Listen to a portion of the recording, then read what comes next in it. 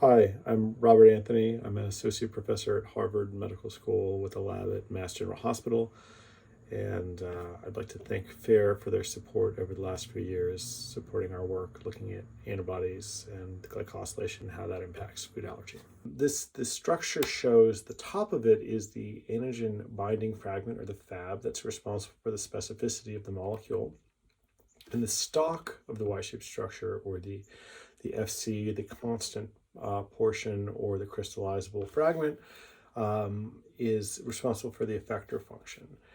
And there is a single end-linked glycan, asparagine 297, that's conserved across all mammalian IgG antibodies.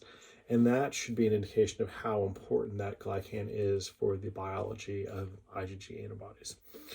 And so this is a structure of that glycan, which is just shown here in this cartoon schematic. And I think that there's a handful of take-home points that I want to emphasize. The first is that for IgG antibodies, this glycan is tremendously heterogeneous. So there are over 30 distinct glycoforms that can be found on an IgG molecule. The core structure, which is within the dotted box, is present on all IgG molecules. But they vary essentially by the presence of fucose, which is the red triangle here, attached to the core and acetylglucosamine, that blue box. There can be a blue box core and acetylglucosamine attached to a bisecting mannose, which is that green circle there. And then the arms of the glycans can be extended by the addition of galactose, which is the yellow circles, or sialic acid, which are the purple diamonds. And so the combination and variable presence of those sugars has profound influence on IgG biology. And so going back probably 20-25 years, it was shown originally that when fucose is absent from an IgG molecule, that antibody gains a 50-fold increase in affinity to the receptor that is responsible for mediating antibody-dependent cytotoxicity. And so as a result, afucosylated antibodies are incredibly potent killers in vivo. And so a lot of next generation antibodies that are intended to kill their targets are being engineered to lack fucose as a result of this. In fact, these glycoengineered antibodies are in the clinic now in various stages of clinical trials. And so sialic acid on IgG is one modification that my lab is particularly interested in. And so when this is on the presence of a fucosylated glycan on IgG, the binding to Fc receptors is actually impaired. And so sialylated antibodies are worse killers and are less efficient at triggering cytotoxicity. But also we showed that essentially when sialylated antibodies are administered monomerically, they have anti-inflammatory activity. And we think this actually is responsible for the immunomodulatory activity of high-dose intravenous immunoglobulin, which is used to treat a number of inflammatory and autoimmune diseases. So IgE, I think, as everyone in here that's watching this is aware, is responsible for allergic diseases. And these diseases are on the rise. This is a chart that almost everyone in my department shows in their talks from the Bach review of New England Journal from 2002. But it shows that allergic asthma, which is in this dotted light blue line, has been increasing since at least 1980. And so allergies are caused by IgE antibodies that are raised inappropriately against environmental or innocuous antigens or allergens. These antibodies will bind to the surface of mast cells and basophils that express the high affinity receptor FcεR1. Upon a re-exposure to that allergen, you get the cross-linking of the surface cell-bound IgE that will trigger the mast cell or basophil degranulation. You get release of histamine, prostaglandins, leukotrienes with that degranulation. And these mediators are responsible for the symptoms that are associated with allergy. So this is just a slide showing the schematics of IgG and IgE molecules. And really the take-home message is that these are all monomeric type antibodies. So structurally, they have a lot of similarity. For IgG, there's a single end-linked glycan site at asparagine 297, as discussed earlier. but IgE is much more heavily glycosylated. So for human IgE, there are 7 in-link glycosylation sites distributed across the heavy chains, and there are 9 in-link glycosylation sites distributed across its heavy chains. So this is an actual clinical study that was done in which there were individuals that were admitted to this study reporting allergens to the foods that are listed there on the far left. And in a clinical setting, they were actually challenged orally, and it was determined whether or not, again, in this very controlled clinical setting, whether or not there actually was a confirmed food allergy. And what you can see is that there was a very high proportion of these individuals that had no reaction in the clinical challenge. And so for food allergies, and specifically for peanuts, you can see this study found that 86% of the individuals in this study did not actually have a reaction when they were challenged in this clinical study to peanuts. And I think that rate is currently accepted to be about 50% of the individuals. And so that's really important because while peanut allergies are incredibly severe for those that have them, avoiding peanut allergy is actually one thing that leads to, or avoiding peanuts rather, is one thing that actually leads to the development of food allergies. So you can see how there's this situation that's essentially being established where somebody would have peanut allergy or peanut reactive IgE, start avoiding peanuts, and then would almost definitely develop peanut allergies. And so we set out to ask whether or not glycosylation played a role in whether or not IgE was actually pathogenic in terms of allergies. And so the data shown here essentially just is characterizing the patients, where you can see the total IgE titers show in the first graph on the left, and there's enriched or higher levels of IgE in the allergic patients, looking at reactivity to ARA-H2, which is the immunodominant peanut allergen, is actually, you can see about, there's fairly strong reactivity to that, and about 15% or so of the IgE in the allergic individuals reacts to ARA-H2. And so we just screened a few other allergens as well to look at essentially how allergic these patients were, into which you can see again is ARA-H2. There's strong reactivity for the allergic cohort. There's very little reactivity in either cohort to the birch tree pollen allergen BET-V1.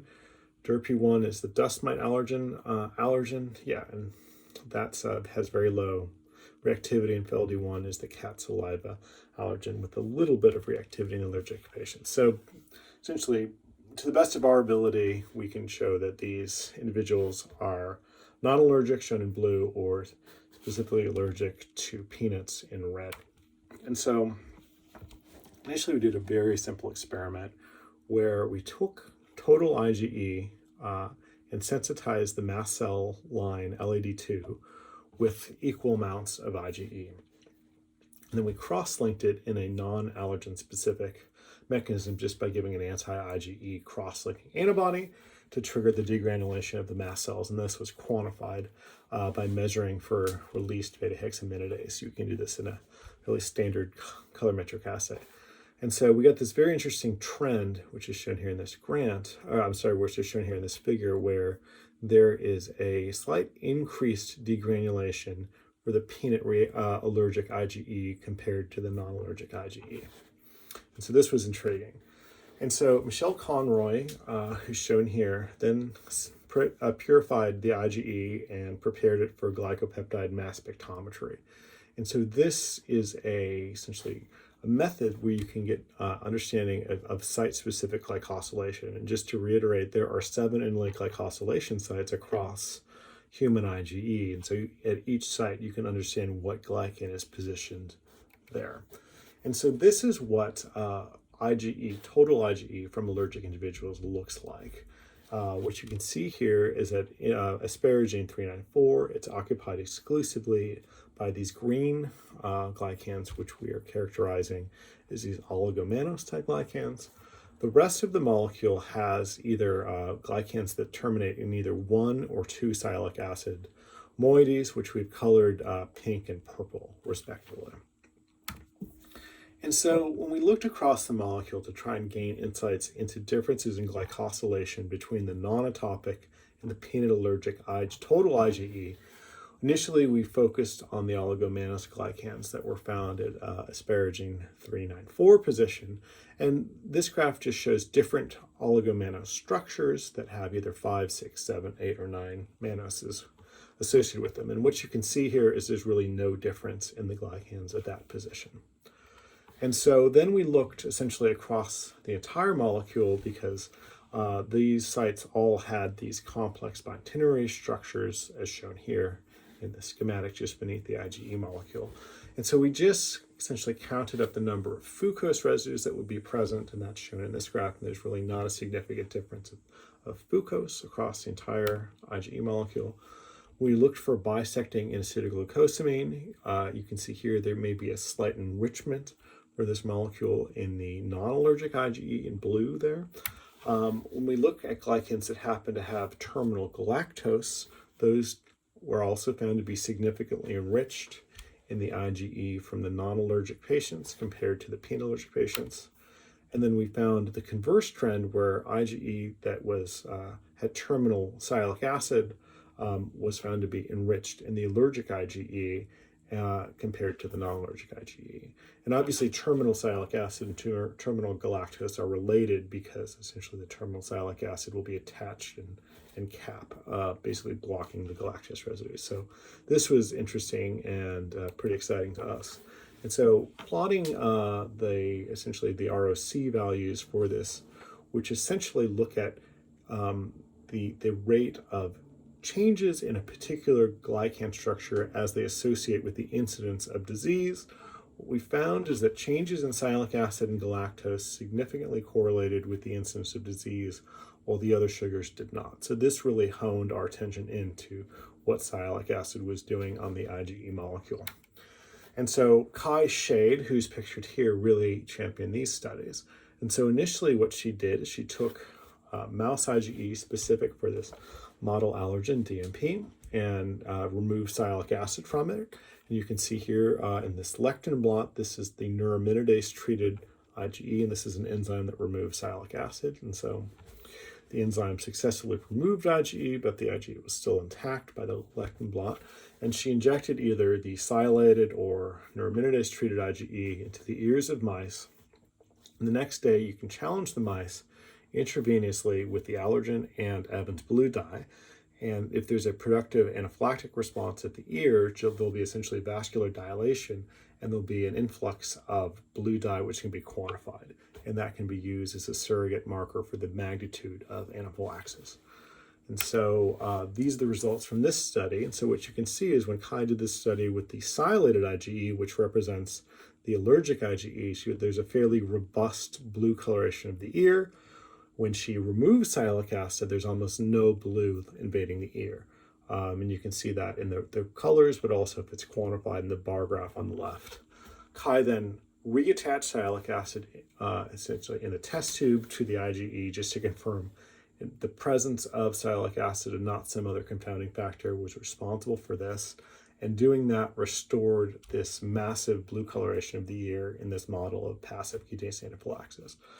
And so she extended this to a model of systemic anaphylaxis, where mice were sensitized with IgE, either with or without sialic acid, systemically, and then the next day they were challenged again systemically or intravenously with the allergen, and then you could measure body temperature. So if there's an anaphylactic response, there'll be a drop in temperature, and you can collect blood and measure it for various markers of anaphylaxis.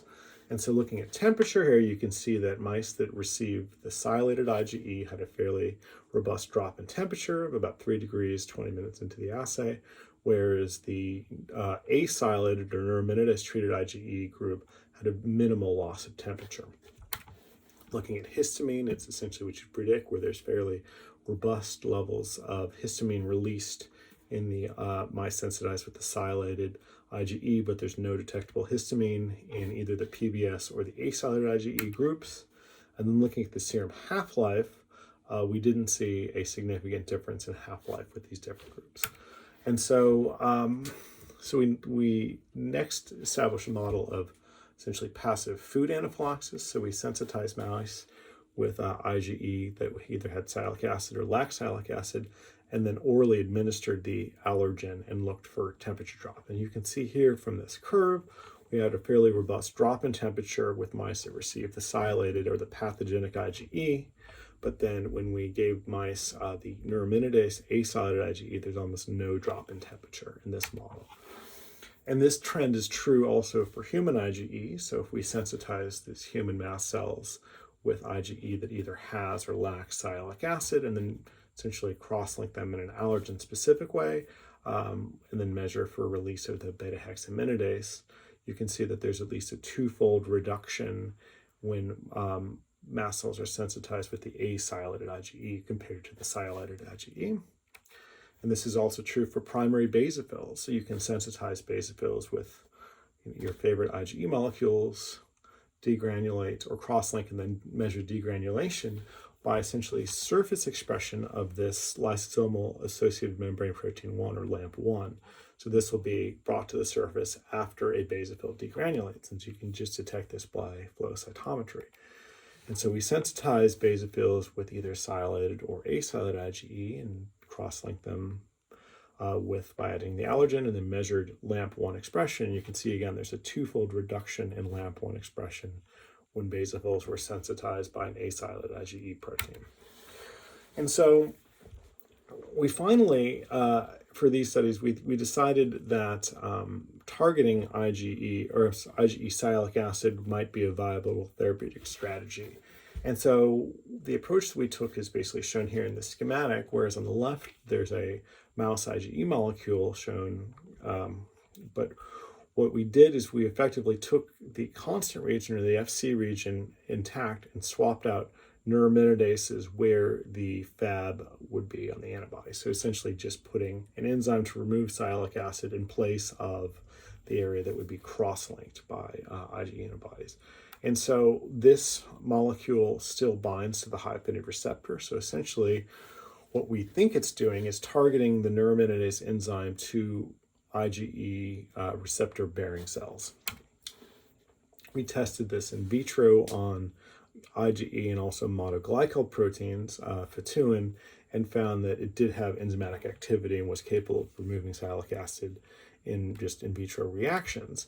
But we wanted to test it in some functional models of degranulation. So we initially turned to these human mast cells that were sensitized with sialylated IgE, and then we added in our neuraminidase IgE Fc fusions, and then we added the allergen. And what you can see here is that there's fairly robust degranulation when we essentially titer in an isotep control in the solid blue line.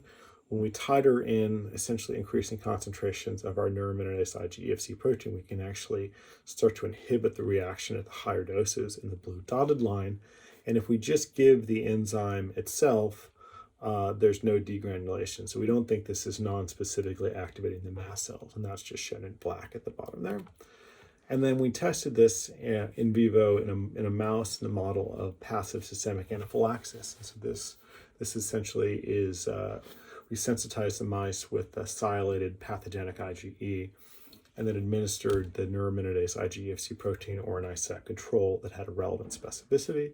And then we challenged with the allergen on day 3 and measured the body temperature for temperature loss every 10 minutes, as shown there in the red arrows. And so the results of that experiment are shown here, where when we give our sialylated IgE and PBS as a mock treatment and then challenge with the allergen, there's a pretty robust drop in temperature of 3 degrees by 20 minutes. When we give the sialylated IgE with essentially the isotep control IgE molecule and then challenge with the allergen, shown in the solid blue line, there's a robust drop in temperature. And when we give the sialylated IgE with the neuraminidase IgE Fc fusion, we can actually attenuate the temperature drop, which is in the black dotted line shown there. So it does suggest that removing sialic acid from IgE is a viable therapeutic strategy in this model. And so what I will leave you with is this idea that we are attempting to engineer IgE in vivo by targeting the glycans. And so I didn't show you the data that this oligomannos is essential for binding to the high affinity receptor, but that's some data that we found earlier. But also we think that removing sialic acid from cell-bound IgE may be a novel way to essentially attenuate it.